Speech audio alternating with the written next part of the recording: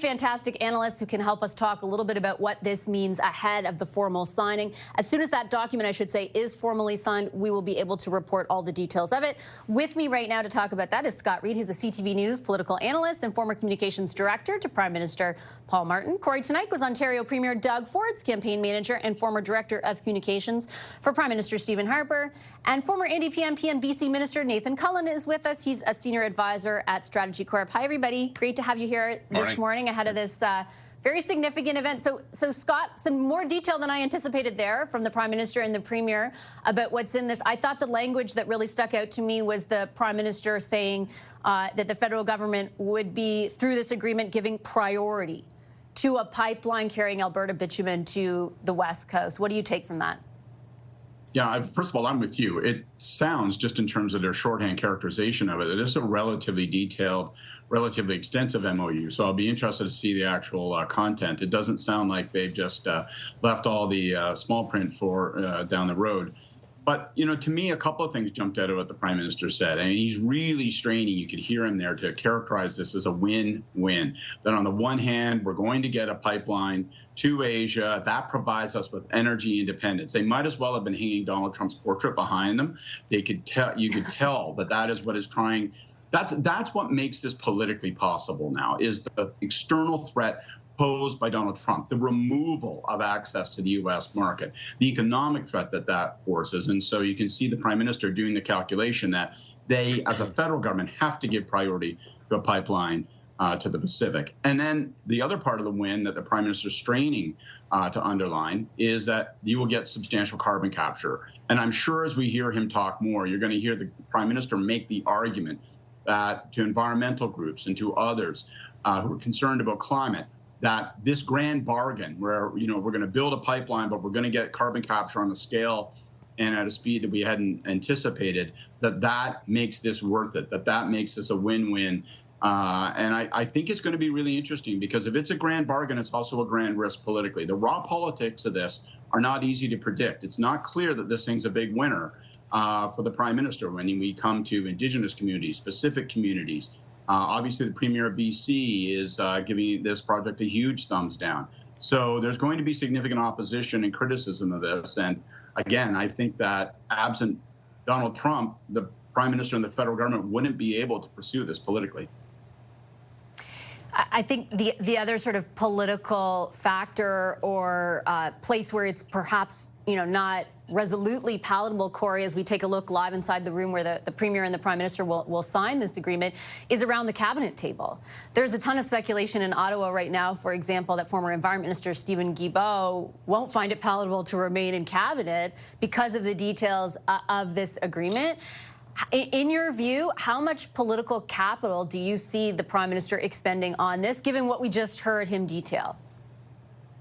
Well, at a personal level and a political level, Ashley, you wouldn't be surprised to hear that. I would be absolutely delighted if Steven Guilbeault left the cabinet table as a result of this, because I think he's been absolutely detrimental to the economy and Canada's ability to actually move forward on resource projects and other things that I think are essential to us maintaining the sort of standard of living that we've become accustomed to pay for healthcare, to pay for all of the things that that Canadians hold dear, requires your economy to be doing well.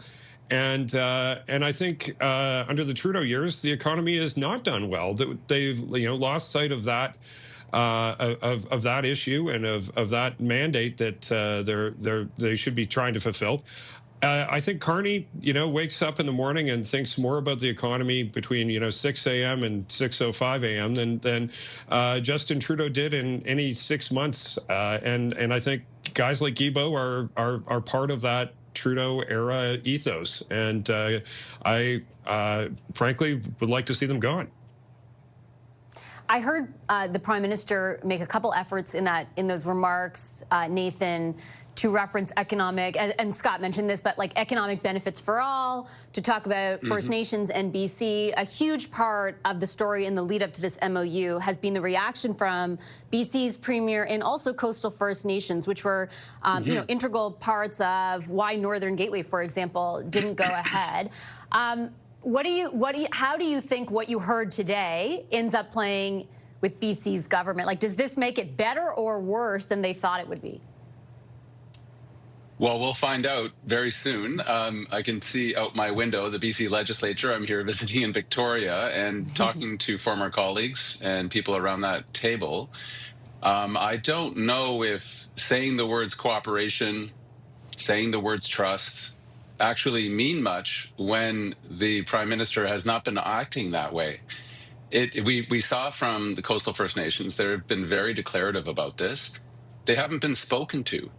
Like, they've reached out for months and months to the Prime Minister to say, hey, talk to us. We're right here. We're keen. We'll even come to Ottawa, whatever you need. And they've mostly been ignored. And you can hear the frustration in Premier Eby's voice. You keep talking about British Columbia. You keep talking about the coast, but you don't talk to us. And I'm just trying to imagine anybody trying to pull this kind of a project off against the wishes of Ontario or Alberta or Quebec and saying, we've signed an agreement with Saskatchewan that's going to have all the risk take place in Ontario or Quebec or Alberta, and we'll talk to you after the fact.